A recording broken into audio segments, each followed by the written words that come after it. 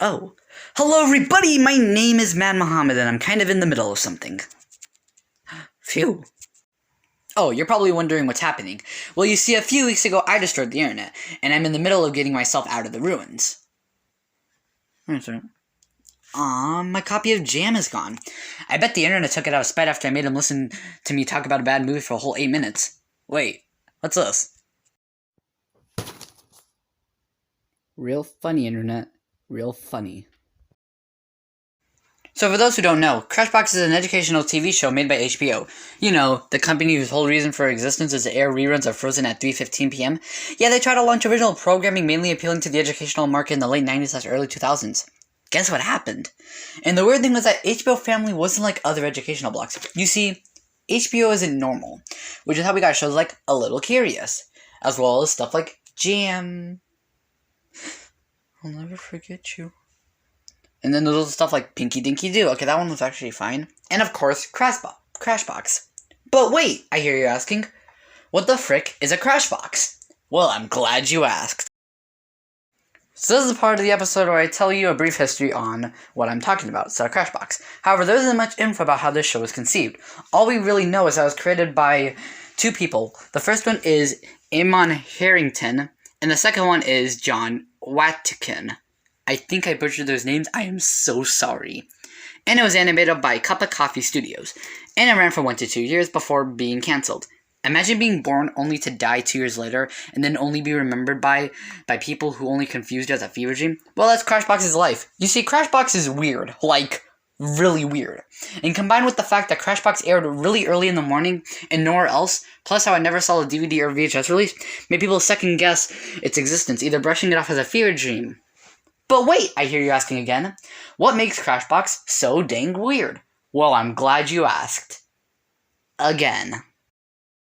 So the plot is relatively pretty simple. The entire TV show takes place in a computer, and these rusty robots over here make game cartridges out of clay. Points for creativity. Then the game starts with each quote-unquote game being something educational, usually trying to figure something out before the time ends.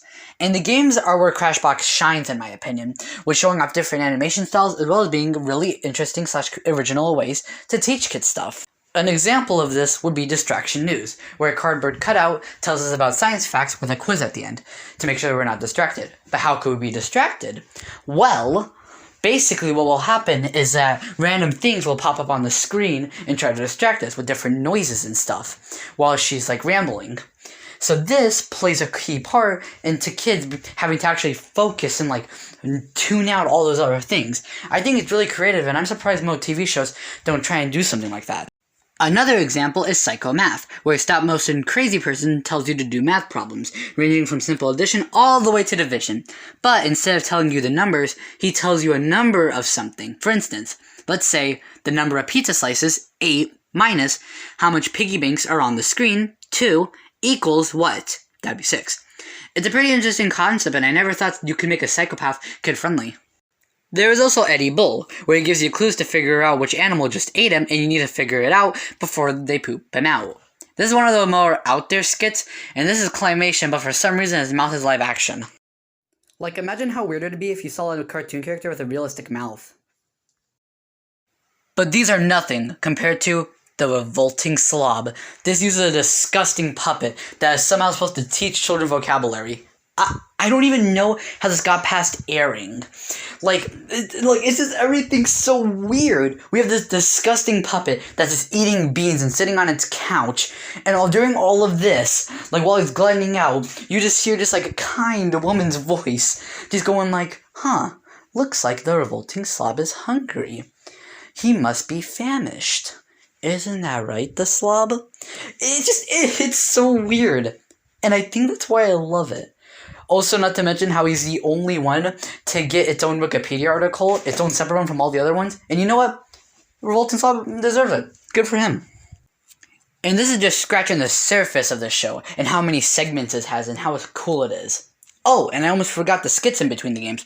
When they're not showing how the robots make these cartridges, which look really nice, it usually has skits with one of them being this one technician who would flip the switch if everything blacks out, and then celebrate his victory with a donut. And my god, he deserves that donut. And then the show end with a brief recap of what we just learned. And that was me summarizing basically every single episode of Crashbox, and I am not doing this thing justice. It needs to be seen to be believed. So, why does no one talk about this? Well, like I said before, because of how this show only aired for about 2 years, plus how it only seemed to air really early in the morning, made people think that it never existed or was a fever dream. Is it lost? No.